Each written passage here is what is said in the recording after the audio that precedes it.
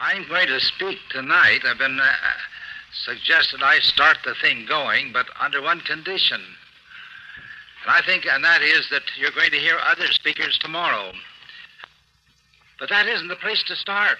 That isn't where Jesus began. He didn't gather all the who's who and all the millionaires together.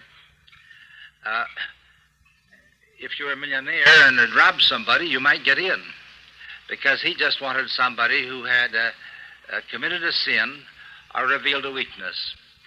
Therefore, at the beginning, how many of you have some weaknesses? Put your hands up, all those that you think have some weaknesses. Now, any of you that didn't put your hands up don't have on a wedding garment and should get up and go out. But how many of you have been sick sometime in your life? Now, that isn't the only thing. You could qualify without that. But how many of you have been sick sometime in your life? All right, how many of you have been very sick sometime in your life? That's the less. How many of you are sick now? Put up your hands. That won't be so many. Just a few. Well, now, that's a wonderful place to start, because God reaches in at our weakest point. The only handle that God can really take hold of with power is at the point of your weakness. My strength shall be made perfect in your weakness. It furnishes a handle. One of our McAllister graduates became famous in the outskirts of Chicago, and he built his church up, increased its membership faster than anyone in the United States. I asked him his method. He didn't go out and do any proselyting from other churches. He just kept track of, he had a few pointers, a few people who would supply information. Anyone who was a family that had some serious illness that didn't belong to the churches, he'd go and call on them. And after a few calls, he'd say, if when you get well, I'd love to have you come to my church, and we'll try to keep you well. If there was folks who didn't belong to any particular church, lost a loved one, he would seek them out and go in and pray with them. Just by reaching out to their weaknesses, he pulled them all in to God. Never was this nation in such a shaky state of weakness. We thought we had the old lion by the tail. We thought we had the world in our lap. We commenced to realize that there are some other folks around the world that are pressing pretty hard in on us, and we're commencing to shake a little like the European nations who used to shake all the time, never knew when they're going to be invaded. Well, in other words, the United States is just ready for the Lord to reach right into the White House or somewhere else and take this whole nation into captivity to him. Now is the time. And so when I say you're a wonderful group of folks, regular champions, giants of the Spirit, it's because at some point, every one of you must have some weakness or you wouldn't have been here.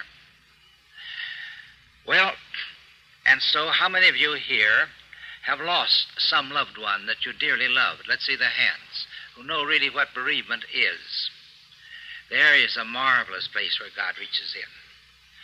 I don't know of anything at any point where God can reach so deeply and so completely. After my 30 years at McAllister, I won't say that all those years I was preaching this sort of thing, but for 20 years I was. And in that 20 years, there's a wonderful group of students. I get word from them. They're missionaries here and there, and some of them were touched by me, and some were touched by others. But of those who really grasped this and went out all this way, and I'll have to think we'll all have to admit honestly, without any false modesty, that we do stand for this farthest out. It goes a little bit farther than a good many groups, a good many theological seminaries, a good many churches. Without any criticism of them, many of them are going just as far or farther than we are. But we do go farthest out we know how. And out of those students, most of them graduating with a good ethical viewpoint and all, but there's a sifted group, about 300 in the course of the 20 years. 300 that we might say go all the way, that were just contagious. Wherever they went, they just spread the contagion. And I sat down one day to see what it was that was characteristic of them all, if there was a common denominator, and I found there was. I'll be frank, it startled me. I don't think it's the only requirement, but it certainly was there. Every one of them had an empty chair in their home. I don't mean a grandmother or grandfather gone. I mean a brother gone, or a sister gone, or a father gone, or a mother gone. Actually, it came that close. There's one exception. I even mention his name sometimes. His name is Jim Pinney. He went in some ways farthest of all, and in some ways his folks were all living, but they all had many troubles and burdens. But I'll never forget when he was a senior how his father called me up and said, Jim is in the hospital, and the doctor says there's no hope for him, and so we're turning to prayer. And so I will say this, if any of you were on the verge of going across and were prayed back, that may do it. But I have found a little touch of heaven. I won't care how it can't be analyzed. All I know is my experience, and it's been a very profound experience because I've been walking in very, very deep waters with folks that have been very in deep waters. And I have found that has been the clearest, most wonderful thing of all. It even began when my own brother died, and I was 14. He was 12. And peace came to me after a year of great sadness and loneliness, when I resolved definitely I was going to do the work of two men, and I turned to the Bible. And for months, I just lived in the kingdom. I fell out like a boy of 15 will, and it wasn't until years later, that I really set out definitely to find that path again. And this time I decided having found my way through that thicket, that jungle, I would blaze the trail. I would mark the path, which I did in the writing of The Soul's Sincere Desire and The Fishes of Men. And when I'd finish a path, I'd sit down, put it into a book, so I myself could, and others could find the way. I didn't have the power to write or to think or to chart the way when I was 15, so I slid out of it. But I knew the path was there. From the moment that after the shock of my brother's death, turned me with a calm and a peace toward the center of all life, heaven. And then, as I have repeated, because many of you are all American team, have been around and had some of my coaching before, when the editor of the Atlantic Monthly, the brilliant seller Ellery Sedgwick, who built the Atlantic up as no one ever had, put on the jacket of the book, The Soul's Sincere Desire, this man finds prayer as natural as breathing, and all his prayers are answered.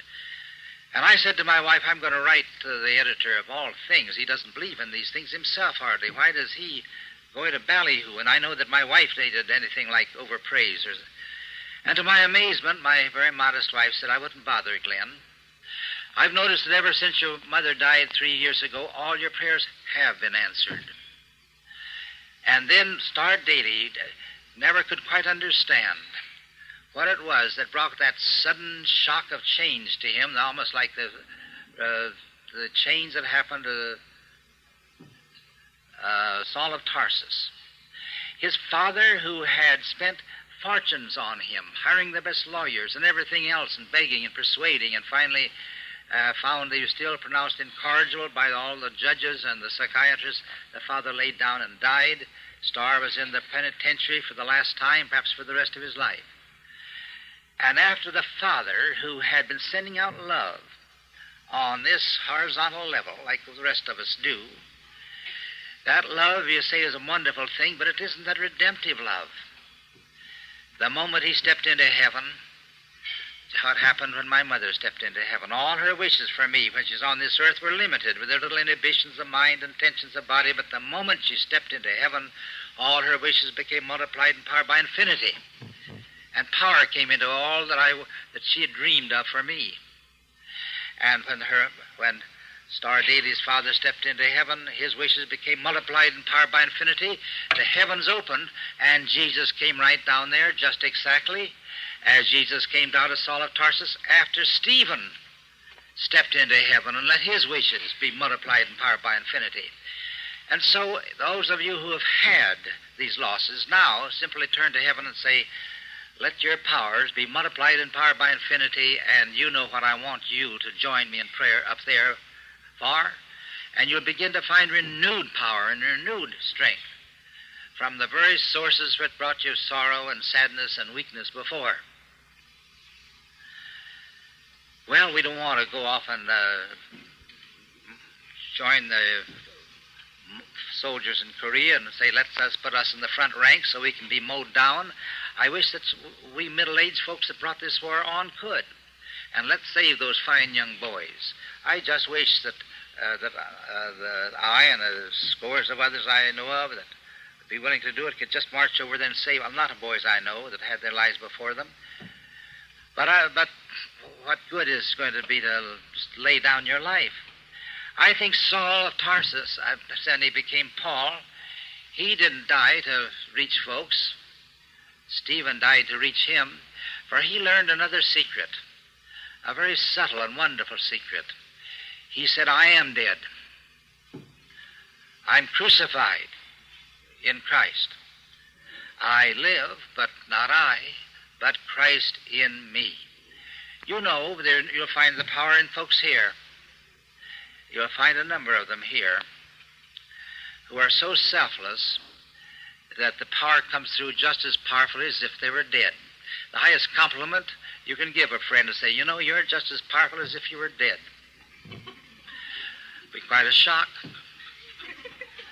But didn't Jesus say, he that would lose his life shall find it, and he that would find his life shall lose it?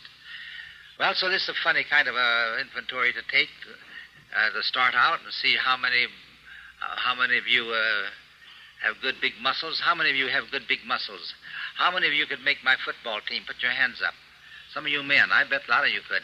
But I'll tell you that you folks that can't make the team, don't have any muscles, maybe there's another place where God will reach through. The best football coaches aren't those who are the best players. They were the ones who yearned to be great players, like Zupke and Warner. I could go down the line, all the greatest ones, practically. And they took it out in developing the men. The fine young singers, artists. There's a wonderful singer we had up here sang wonderful solos up at Tennessee. And she had a mother who was a wonderful singer and could have been a great artist in singing. I believe her name is, I believe her last name is Parkhurst. But she married a minister and just had to be minister's wife. But her yearning took effect in the daughter, don't you see? My mother wanted to be a writer, or had some gifts in writing, but she had 6 children, and she invested her time in her children, and I'm doing her work. So, by losing your life, you create life. Well, what are some other things we could do? Oh, yes. Mustn't forget that. How many of you are sinners? Put your hands up. And any Republicans? No, I mean publicans. I might ask the Republicans to put up your hands. And the Democrats. Then you can look at each other and say, yes, there's a sinner. My son-in-law, Norman Elliott, was telling a story of an army marching up to Korea during the first advance. And they ran across 2 prostrate figures. One of them found as dead. He was a Korean. The other was a Marine, and he came too. He was all right. They asked him what happened. He said, well, I was coming along, and I saw that Korean. I didn't know whether he was northern or southern. So I jumped behind this hedge, and he jumped behind that hedge. And I stuck out my fist, and I said, to hell with Stalin. And he stuck out his fist and said, to hell with Truman. And we were shaking hands in the middle of the road, and a Jeep ran over us. Now, you Republicans can laugh, but we Democrats feel sorry.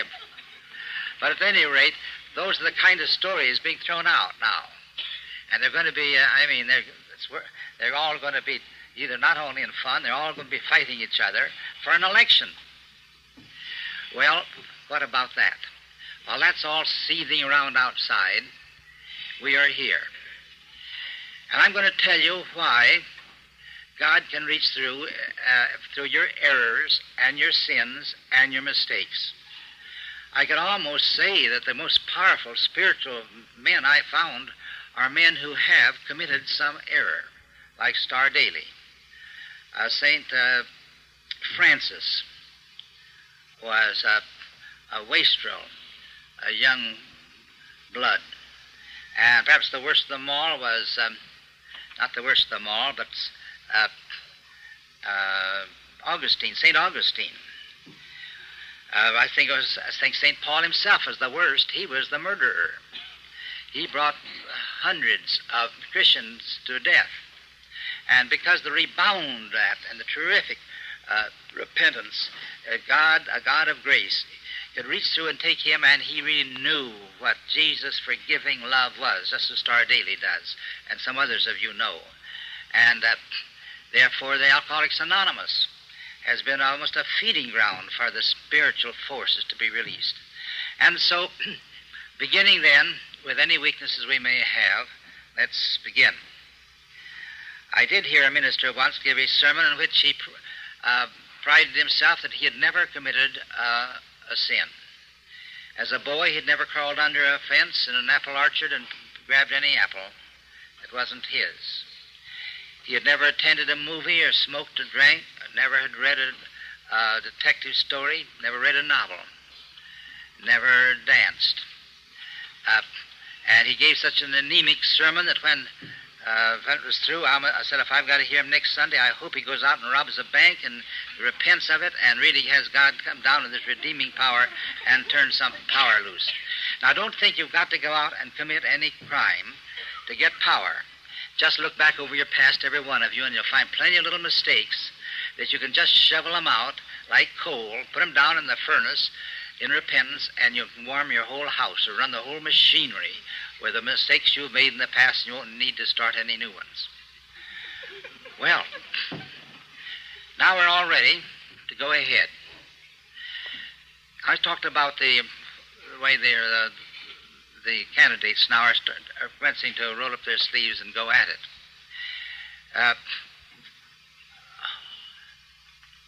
8,000 years ago, they wouldn't do it that way. When a primitive man was filled with anger, he took a war club and went out and attacked his adversary. When he found he was attacked by the dinosaur or cave bear or saber-toothed tiger, the adrenaline would be poured into his system through the various glands. Adrenaline glands would get active, and that would just put new fire and power into every muscle and every nerve. He would use all that in running so fast that these animals couldn't catch him. But when he would lose his temper, even more adrenaline would come in, nerving him with more power, and he'd go in and kill his adversary. And he'd work it all off in tremendous exertion and struggle and running and fighting. Today, we don't see a cave bear coming, but we see a bank failure looming up, or our business getting ready to fail, and we're filled with the same adrenaline, pours in and poison, and we don't go out and run it off. And it just rests in us, falls into little pockets, and there it is. Now you take eggs and fish. We have a wonderful new, what we call a refrigerator system. And we can preserve them now for weeks. You can eat a turkey a year after it's been killed. But back in those days, a year after that turkey had been killed, it wouldn't be very palatable. In just about 3 months, those eggs wouldn't be very palatable. And suppose they put them in the cave and leave them there a while, and there they are filled with the rotten fish and rotten eggs. That's exactly what we're doing with our bodies today. We don't have an adequate refrigerator system. We've developed everything mechanically so much faster than we have our spiritual, our psychological, and all these other systems. We're just commencing to discover the great lag. And so you can just see,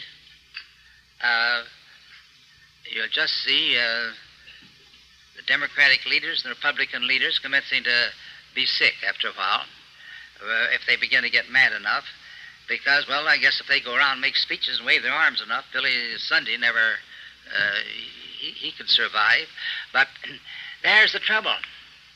We've got these, we get the same thing, and that's exactly what's the trouble with us today, and we're coming out here to study how to drain off those things. There are two ways, just two sure ways. It's a terrible alternative. On a human level, we're all going to be sick, and we're just as normally and naturally sick. It's a wonder we aren't a whole lot sicker than we are. There are two ways we can jump. There's two fences we can jump over. One is to jump over into the caveman days and just go around with a club and fight everybody under the sun that we get mad at. Or if you get scared, just run it off. And the other is to jump this fence and get over there where the angels are, so above anger and fear, just so completely above it that that we can forgive our enemies instantly. And if there's anything to be afraid of, he'll say, what's to be afraid of? I'm willing to lose my life for God's sake, for the sake of the Lord's work. If we can just step over there, we're safe. Or over here, we're safe. But on this middle ground where the rank and file march, not the high road and not the low road, but that middle road, there we march. And there we march are just a great army of invalids, mentally, physically, and spiritually. Well, we take medicine. That's all right. And we have the dentist cut off some of these pockets of poison. And that's all right. But if we go right on, pouring that adrenaline of fear or resentment or hate in there, pretty soon we have another pocket, the same old thing. And so we're discovering all those limitations. We're coming here to learn how to help others. I believe this first group, for the next 3 days, we're going to study how to make other folks well, or how to guide them and direct them. And I find it's a good thing. Football's a good thing for the boys that play it.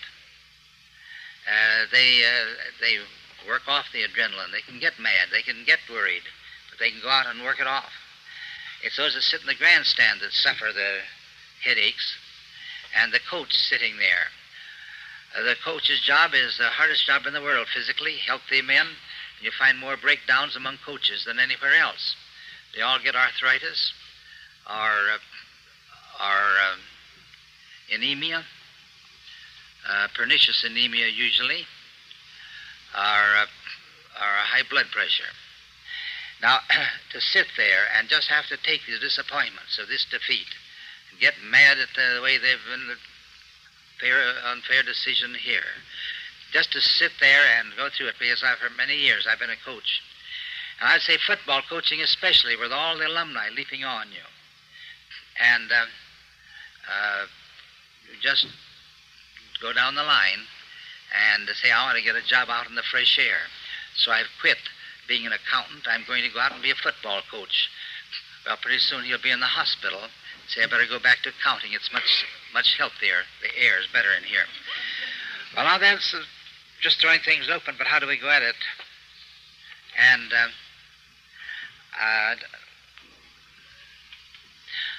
someone has said, anger is the punishment you inflict upon yourself because of the wrongdoing of another. The anger, and if you ever get angry, I know I have a few times in my life, especially years ago, and I found at first I get angry at the person for the thing he did, but presently I was feeling so miserable that I was angry at him for making me angry. And if I just get over being angry, 3/4 of my cause of anger would vanish away. I had a wonderful brother-in-law, sweetest soul in America. Most Christ-like man I think I ever knew. And he was so devoted to his company, he thought I was a little radical to say that the profit system, the only trouble about it is it's a little too cold-blooded. They're all as spiritual as you are, and as I'm trying to be in my business, why, it wouldn't be no communists. Well, he was practically lifted up to be practically consulted by the two heads, the brothers, charge of it, who owned it, an immense business, doing millions and hundreds of millions of dollars. When the war came, they couldn't get certain materials, but he, being the head chemist there, he brought in an invention, an idea worked out that saved the company $600,000 a year. And then the two old men died, and the son took charge, a son that had worked in his department. He'd helped to train. Presently, the son said, after a year, he said, I'm going to weed out the older men, so we won't need you anymore. Well, I'd like to stay a couple of years more. I'm working out an invention I think will help the company. Well, we can do without you. And so they gave him a pension of $50 a month. Well, so he retired while he's still somewhat in his prime, and he died of cancer. Sweetest soul in all the world. So I asked my sister, were they fair to him in that company? I'm afraid to say no. The young man who succeeded his father wasn't. And I said, can you tell me the details? He said, well, after a couple of years, the way the company began to go down with this untrained help, it just began to go down and down. So he sent a letter saying, we've been losing money last year, so we'll have to cease giving you the gratuity. The gratuity, a man who had saved them $600,000 a year, really might have been president of the company even. Well, and he said, and my sister said, he said to me, don't tell anyone about it. We'll just try to forgive him. Now, I tell you, the folks who swear them, just swear it out. They don't die of cancer, they die of apoplexy. But the sweetest souls that conceal it, he couldn't help but feel hurt. He couldn't help but feel the great injustice of it. It just ate a little bit there inwardly until, and all of his four grandparents lived up in the 90s. He was a year younger than my sister. We all thought he'd outlive her, and probably by 40 years. I'm just telling you a situation, and yet people will say, they must have, if you have cancer, that's a sign that you must have had some resentments, and therefore you're not such a most spiritual person. You'll find the sweetest persons in the world are the ones that get cancer. That they conceal it. They keep it in. But they've had some very often very, very good reasons for righteous indignation. If he could have only told it to me, I think we would have prayed about it, and we'd have said, I'd have just, been better to have gone and just up and talked with the man. When I heard it, I want to say I just heard the details, I almost got cancer on the spur of the moment. I'd like to have just sat down and written to this young man, the president of that company, you murdered my brother-in-law, and he did. But murders are going on all around us. However, my brother-in-law was open to it because he was sensitive and easily hurt after all those years of sacrifice. To make yourself almost with the hide of a rhinoceros against feeling any hurt, any fear at all, you'd be safe. And but those are the situations which you will have to deal when you go out and want to pray for folks. And when you begin to probe into their past, and a person's dying, and you don't say, now, oh, I see, now that's what's causing your death, because you couldn't forgive that person. Don't do that. That's a terrible thing, to have a person dying, thinking that he killed himself. I wouldn't want to talk over my brother-in-law at that stage, when he was in the last stages, about that. But I would like to, there's this kind of prayer, power. Let God's love come down to you and send that love out to the person that hurt you, or that angered you, or that is unjust to you. Now, there's a certain amount of justice in this world that we've got to consider. We're human. It's better for your own child to be punished when he has committed a sin than to let him go on and be coddled in it. And you might say your enemies are better to be punished a little bit. So it's all right to ask God to take care of them. So I'm going to tell you a little technique here, because I understand that's what you're here for. If anybody sends out wishes of hate toward you, and just wishes you'd go out and fall down, bump your nose, if you are over here with the saints and have nothing but no fear and no hate in your heart at all, That couldn't reach you at all. But if you know that he's doing that, and if you're afraid of him, or if you send hate toward him, which you usually do, that hate that you build out forms a perfect bridge to meet his hate. So his wish comes trotting along over his bridge and says, aha, I won't need to build the rest of it. It's already built for me. And it comes down, and you walk out and fall down and bump your nose. Now, I'm going to say frankly, in the years I've been exploring and experimenting, I have actually seen that happen. I have fallen down and bumped my nose and broke my glasses and found there's somebody that I knew was against me, was wishing that sort of thing. And I've also made this discovery, that if you ask God's love to come flowing down, and without any fear or hate at all, you just say, God, you send your love, and mine too, out to meet that person. Instead of a bridge, it goes out as a wall. What happens? You're perfectly safe then, and what's more, if you're mad or angry with him and think he ought to be treated justly, and somebody ought to punish him, the Lord will then take charge. Vengeance is mine, I will recompense, saith the Lord, provided you keep your hands off. If you put your hands on, and he'll say, oh, I see you're doing a pretty good job, I can tend to some other folks, I won't need to bother about you. But if he sees that you're completely taking your hands off and you just send out a wall of love toward that one, not to hurt him, not that bring about what it is going to come about, which is this, his hate thought and his wish will bounce against that. It won't boomerang the very first time. It won't hit him the first time. But if he keeps it up about the sixth or seventh time, it boomerangs back, and he goes out, falls down, bumps his nose, or exactly what he wants to happen to you will happen to him so perfectly that it isn't funny. You feel sorry for him, and you see that God is taking charge. Now you say that's kind of a mean thing then, to love your enemy. I do want to say this. When Jesus ended that first chapter in the Sermon on the Mount, and he said, do good to those who despitefully use you. Love those who persecute you. Forgive those who despise you and say scandalous things of you. Sissy, isn't that effeminate? That's what these Nietzsche and those blonde beasts of the German philosophers cried out. It's the most powerful force in all the world. You can see it in the histories. Gandhi, that sent out nothing but love, liberated themselves without firing a gun. We are sending out our guns to Korea, and we're not getting anywhere. If all the nations of all the churches in America should join in that great war of amazing kindness of Frank Laubach, or if we just ask God's love and our love to just go out toward the Chinese and the Russians, and they'd continue to plot evil things against them, everyone would think it'd boomerang back on them. The big miracle wouldn't be the boomeranging back and what would happen to them and the liberation from us. The miracle, the impossible miracle, the miracle that is beyond what we can even imagine could come. The big miracle would be to get all the folks in all the churches of America to send love toward our enemies, to really take Jesus at his word. There's where the miracle comes in.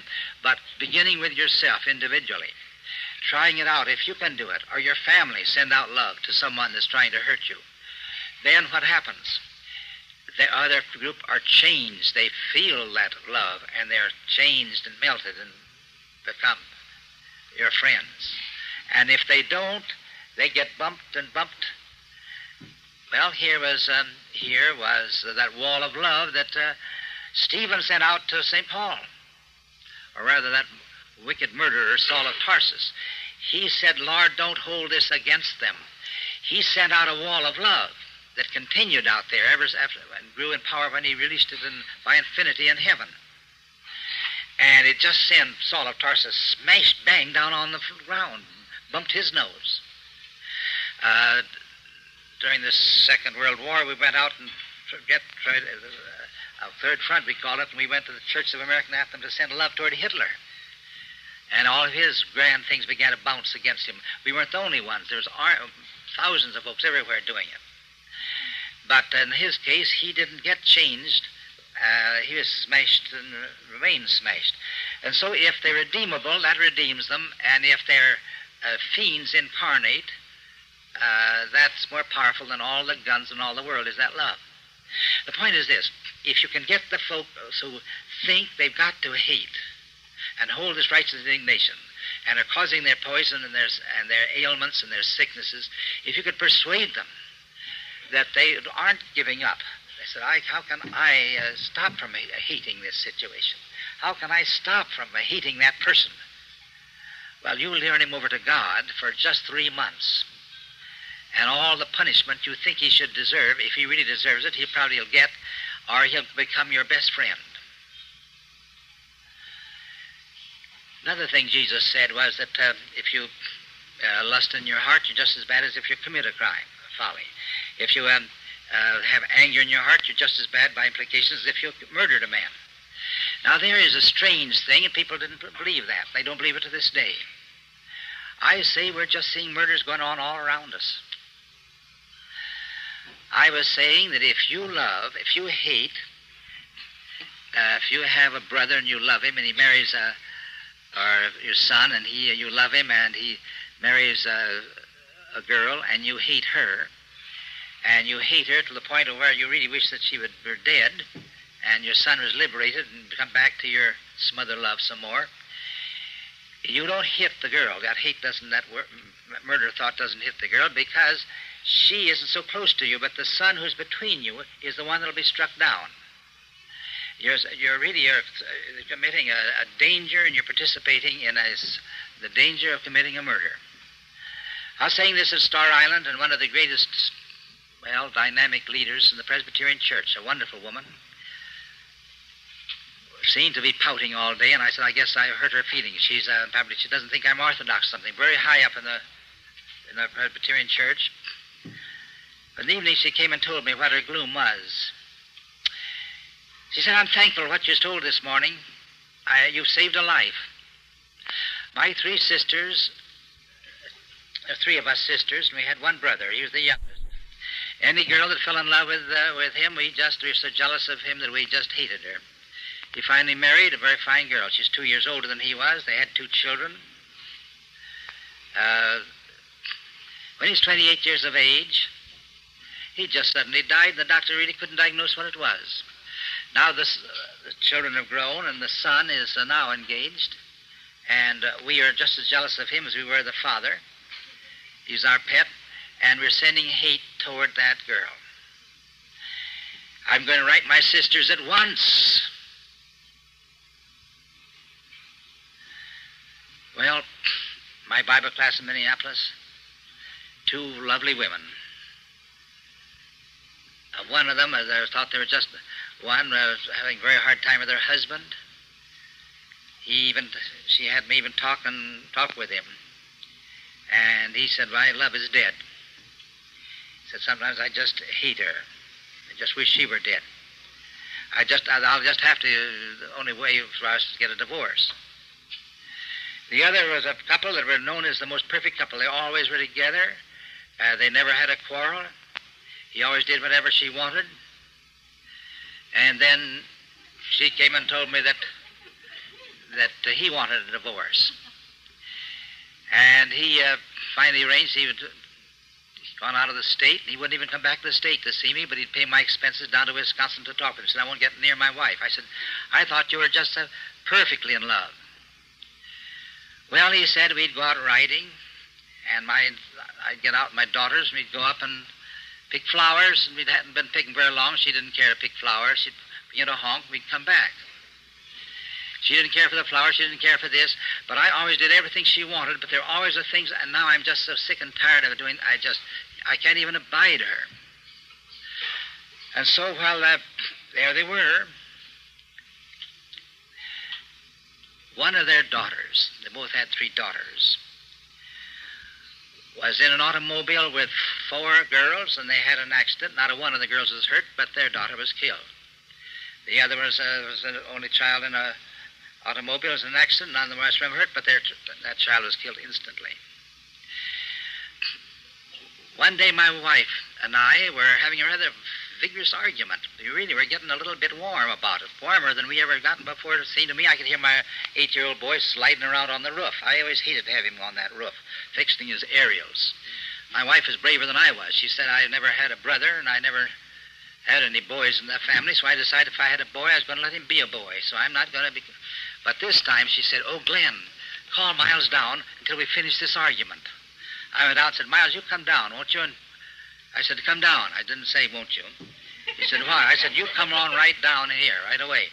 I went in and we talked fast, finished our argument, kissed, and everything was happy and hunky-dory, and then my boy came down the stairs.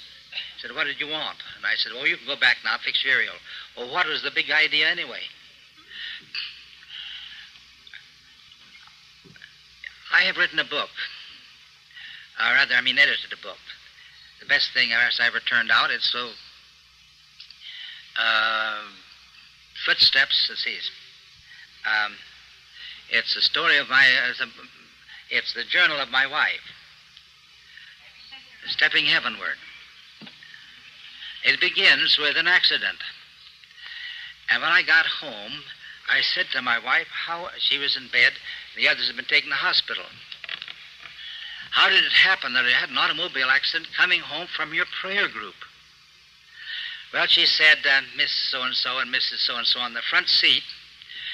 One of them was a fundamentalist, one was a modernist, and they were just debating the place where they were just about ready to pull hair, when we were struck by an auto, and it went over and over and over, and those two were almost killed. One arm was almost cut off, and the other neck was broken. She's an old lady then, and she's still an old lady, but she wears a brace in the neck to this day.